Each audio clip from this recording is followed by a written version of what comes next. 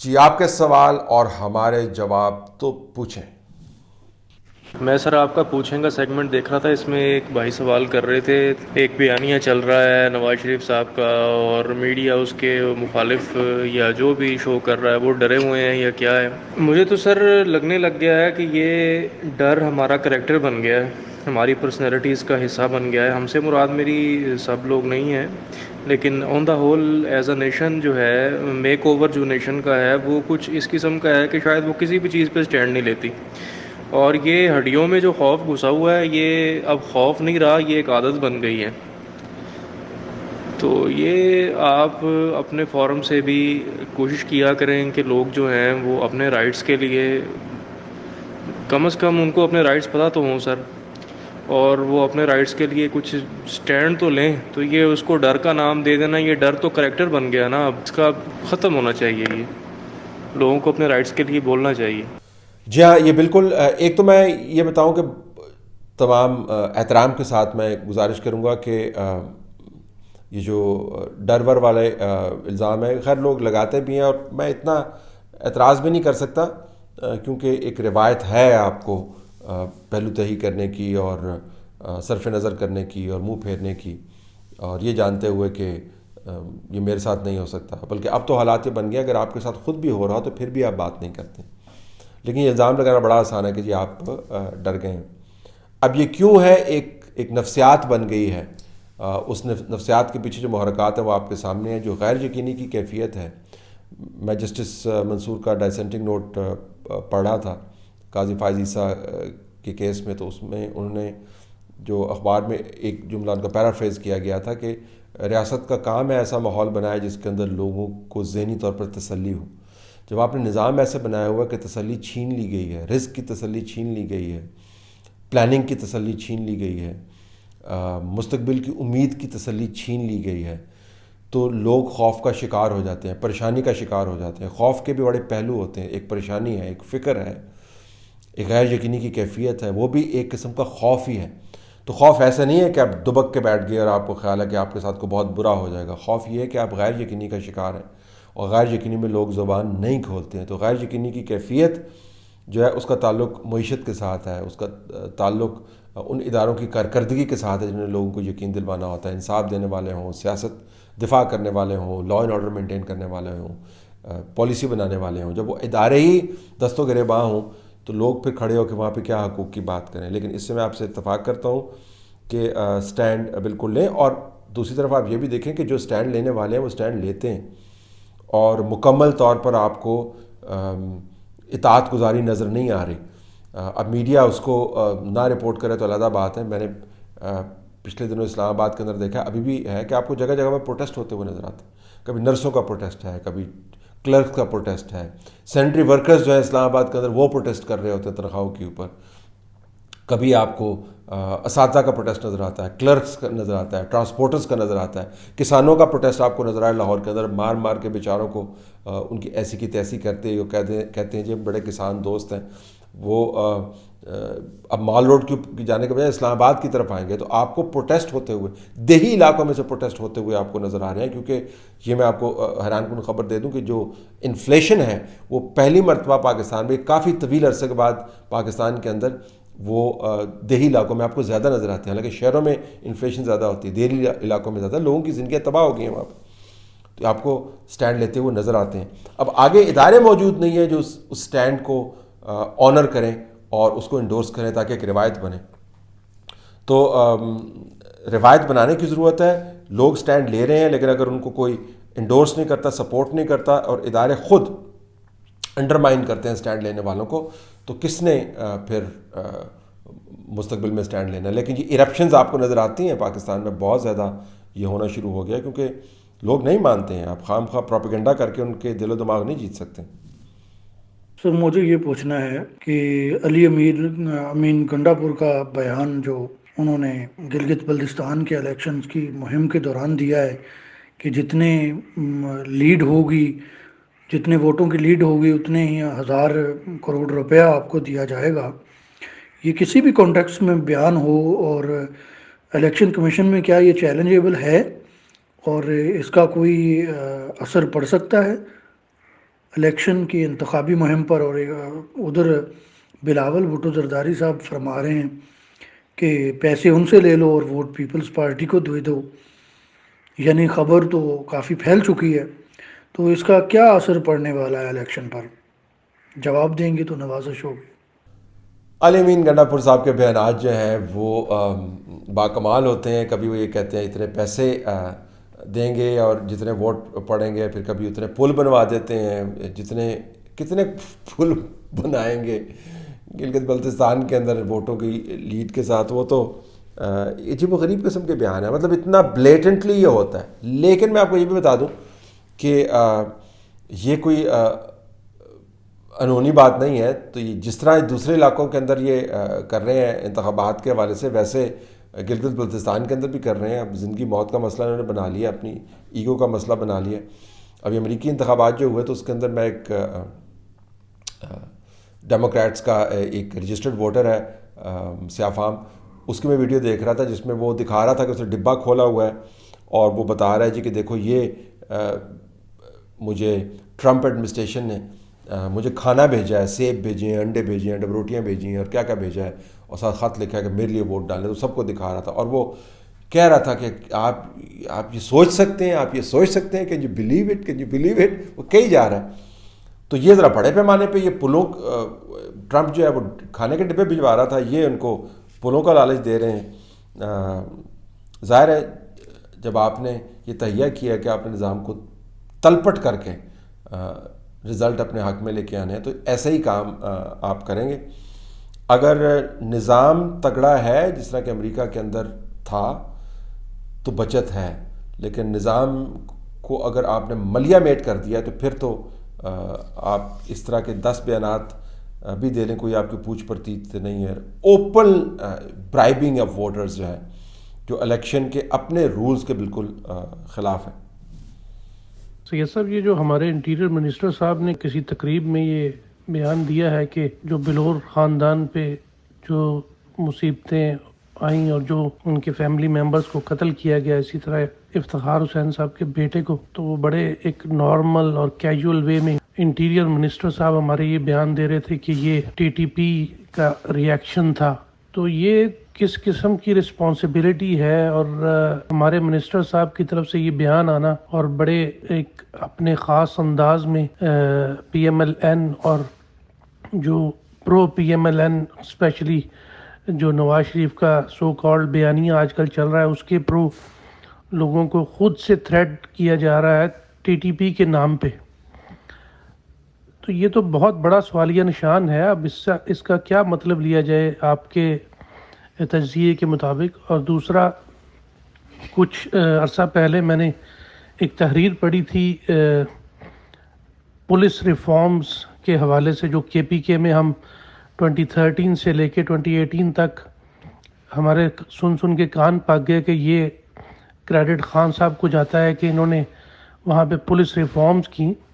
تو اس تحریر میں ایویڈنٹلی یہ بات بتائی گئی تھی کہ یہ اسی ہی پس منظر سے لنکڈ ہے جو کہ آج اعجاز شاہ صاحب نے بتایا ہے. تو یہ تو بہت ہی قابل رحم حالت ہے کہ کسی کا خاندان ختم کر دیا جائے اور کسی کے بیٹے کو قتل کر دیا جائے اور بعد میں اس کو لنک کر دیا جائے کسی تنظیم کے ساتھ، اور ہمارا کنٹرول یا ہماری لائبلٹی بینگ رسپانسبل وہ کیا ہے اس سارے سنیریو میں اور اس ساری دہشت گردی اور قتل عام میں؟ جی بہت ہی انفارچونیٹ بیان، بہت ہی انفارچونیٹ بیان. بلور فیملی کا جو نقصان ہے وہ ایک نہیں ہے، وہ کئی ہیں. اور یہ جو بیان دیا گیا اور میاں افتخار کے بیٹے کے ساتھ جو ہوا، اللہ تمام لوگوں کی مغفرت کرے جو ان حالات کا شکار ہوئے اور خام خواہ اس دنیا میں ان کا جو رکنا تھا اس کو کم کر دیا گیا. اچھے لوگ تھے اور ان کے ساتھ کیا ہوا؟ ان کو آپ اس طریقے سے زیر بحث لاتے ہیں، یہ جانتے ہوئے کہ عوامی نیشنل پارٹی کا جو بیانیہ ہے اس وقت کے فوج کے بیانیے اور قوم کے بیانیے کے بالکل ساتھ تھا. یہ وہی بیانیہ تھا جس کے رد عمل میں اے پی ایس ہوا. تو اگر کل کو کوئی خدا نہ خواستہ یہ کہے کہ اے پی ایس کا جو واقعہ تھا وہ بھی ان پالیسیز کا رد عمل تھا جو اس وقت اپنائی گئیں، تو اندازہ کر سکتے ہیں کہ کتنا بڑا اسکینڈل ہے. یا افواج پاکستان کے جو جوان ہیں، یا لیویز کے جو جوان ہیں، یا جو مقامی مشران تھے، یا پنجاب کے اندر جو ہوا، یا کراچی کے اندر جو ہوا، یا بلوچستان کے اندر جو ہوتا ہے، وہ تمام رد عمل تھا ان پالیسیز کا جو اپنایا گیا. اس کے باوجود وہ اپنے عہدے کے اوپر قائم ہے، کیونکہ ان کو لایا گیا ہے، کیونکہ دوست یار ہیں وہ کابینہ میں. وہ ان کو کوئی ہٹا نہیں سکتا، جو مرضی ان کے منہ میں آتا ہے وہ بیان دے دیتے ہیں. تو ریفارم جتنی پولیس کی ہیں وہ ہم سب کو پتہ ہے. جو بڑے ایشوز ہیں ان کا تعلق نارکوٹکس سے ہے، ان کا تعلق گاڑیوں کی اسمگلنگ سے ہے، ان کا تعلق کڈنیپنگ فار رینسم سے ہے. یہ 3 جو ایشوز ہیں کے پی کے پولیس سے ریلیٹڈ، اس کے اوپر آپ کو پرفارمنس جو اگر آپ دکھائیں تو ریورس میں نظر آتا ہے. کسی زمانے میں بڑی گاڑیاں بنائی تھی کہ ہم آپ کو فوری انصاف فراہم کریں، وہ کدھر ہے فوری انصاف والی گاڑیاں؟ یونیفارم چینج کرنے سے جو ہے وہ پولیس کی کارکردگی تو نہیں بہتر ہو جاتی. تو جو ریفارم کیے ہیں وہ آپ کے سامنے ہے. اور ابھی جو دہشت گردی کا واقعہ ہوا اس کے اوپر جو آئی جی صاحب ہیں ان کا بیان جو ہے عجیب و غریب قسم کا بیان ہے. پھر میں اس کے اوپر ریفلیکشن دوں گا تو وہ کہتے ہیں جی کہ یہ دیکھیں آپ نے، ایک ہمارے دوست ہیں سندھ سے، ان کے خلاف بات کی. سندھی، پنجابی، پٹھان، بلوچی کی بات نہیں ہے، بات یہ ہے کہ آپ کی سینسٹیوٹی کا مظاہرہ کرتے ہیں. چھوٹے موٹے واقعات، وہ دہشت گردی کا واقعہ تھا، چھوٹا موٹا واقعہ نہیں تھا، بڑا واقعہ تھا. تو لیکن جب وزیر داخلہ صاحب ایسے ہوں جیسے ہیں تو پھر کیا کیا جائے؟ اچھا، ہماری کوئی عجیب و غریب قسمت ہے کہ وزیر داخلہ جو ہیں وہ کچھ ہمیں ایسے ہی ملتے ہیں. پہلے رحمان ملک صاحب تھے، پھر احسن اقبال صاحب آ گئے. وہ ایسے تو خیر نہیں ہیں، لیکن وہ بھی یہی کہتے رہے بنانا ریپبلک نہیں ہے، بنانا ریپبلک نہیں ہے، لیکن ان کو اپنی جورسڈکشن کے اندر آگے نہیں جانے دیا جاتا تھا. اور فیض آباد کے معاملات کے اوپر جو ان کی کارکردگی تھی وہ ایسی تھی، لیکن کم از کم ایسے بیانات نہیں دیتے تھے. اب پتہ نہیں وزیر داخلہ جو ہے ایسے کیوں لگائے جاتے ہیں. انفارچونیٹ. ابھی جو ہمارے پی ایم صاحب نے کابینہ کی میٹنگ میں یہ اپنے ارکان کو ہدایت کی ہے کہ اپوزیشن کا ڈٹ کا مقابلہ کیا جائے، اور باقاعدہ کچھ نام لے کے کچھ کی تعریف کی ہے اور کچھ کو مطلب کہا گیا ہے کہ آپ لوگ کچھ نہیں کر رہے ہیں. تو کیا ان کا مقصد یہ تھا یہ اس ملک میں اقتدار میں آ کر کے صرف یہی کام کرنا تھا؟ ان کا فوکس اپنے جو ملک کے حالات ہیں، جو وہاں پہ جا رہے ہیں، جو کیلکولیشن بتا رہی ہیں، جو اعداد و شمار ان کے اپنے ادارے بتا رہے ہیں، کیا ان کے اوپر ان کا کوئی فوکس نہیں ہے؟ اور جو دنیا کہتی ہے کہ صاحب یہ نہیں اور لانے والے، تو کیا جو لانے والے بیٹھے ہیں کیا ان کو بھی یہ چیزیں نظر نہیں آتی ہیں کہ پازیٹیو کیا جا رہا ہے اور نیگیٹو کیا جا رہا ہے؟ تو برائے مہربانی اس پہ اپنا تجزیہ کیجیے گا. جی بالکل یہی ایشو ہے. بڑے بڑے معاملات دنیا کے اندر تبدیلیاں ہو رہی ہیں، کوئی اس کے اوپر فوکس نہیں ہے. میں آپ کو ایک ایگزامپل دینا چاہوں گا. ابھی پچھلے دنوں جو ہے جو ظالم خلیلزاد 2 دورے کیے، ایک پچھلے مہینے کیا، ایک اگلے مہینے کی. دونوں کی پریس ریلیزز جو ہیں امریکی ایمبیسی سے جاری ہوئیں. پہلی پریس ریلیز میں انہوں نے ذکر کیا وزیر اعظم پاکستان عمران خان کا، اگرچہ ان سے ملاقات نہیں کی، جنرل باجوہ سے ملاقات کی. دوسری پریس ریلیز کے اندر جنرل باجوہ سے ملاقات کی اور عمران خان سے ملاقات پہلی کی طرح نہیں کی، لیکن عمران خان کا نام بھی نہیں ڈالا. اتنا بڑا انیشیٹو جو ہے وہ انفولڈ ہو رہا ہے افغانستان سے متعلق، بات چیت چل رہی ہے، پرائم منسٹر کو خبر نہیں ہے، ان کا کنسرن ہی نہیں. انہوں نے دیکھنا ہے کہ جی کس طرح گھر میں سے ہم نکالیں، فردوس عاشق عوان کو لگانا ہے، اور شہزاد اکبر جو ہے وہ ان کے ذریعے میٹنگ کروانی ہے، یا قانونی طور پر کس طرح پیچ کسنے ہیں ہم نے ان کے، یا میں نے کوئی بہت ہی بڑی بات کرنی کو فلسفہ حیات بیان کر دینا ہے اور لوگوں کو اخلاقی لیکچر دینے ہیں. تو یا وہ کام بالکل مائکرو قسم کے کام ہے جو آپ کے پولیٹیکل سیکٹری کا سیکٹری کرتا ہوتا ہے، اس کے اوپر لگے ہوئے ہیں. اور جو ٹویٹس ہیں وہ جس طرح تمام یونیورس کو آپ نے درست کرنا ہے. بیچ میں جو اصل کام کرنے والا ہے وہ نہیں ہے، بالکل کوئی فوکس نہیں ہے. جی جو اعداد و شمار اپنے ادارے بتا رہے ہیں، ان کو پروسیس بھی تو کرنا ہوتا ہے نا. ساری چیزیں آؤٹ سورس کر دیں. کون سی لیڈرشپ ہے جو اس طریقے سے خارجہ پالیسی آؤٹ سورس کر دے، دفاعی پالیسی آؤٹ سورس کر دے، اکنامک پالیسی آؤٹ سورس کر دے، ایگریکلچر پالیسی آؤٹ سورس کر دے؟ کہاں پر آپ کو لیڈ کرتے ہوئے نظر آتے؟ غریبوں کے ساتھ جو ہے پہلے سے طے شدہ ٹیبل کے اوپر بیٹھ کر 4 برکیاں کھانے سے آپ غریبوں کے جو ہے وہ سر کے اوپر ہاتھ تو نہیں رکھ سکتے.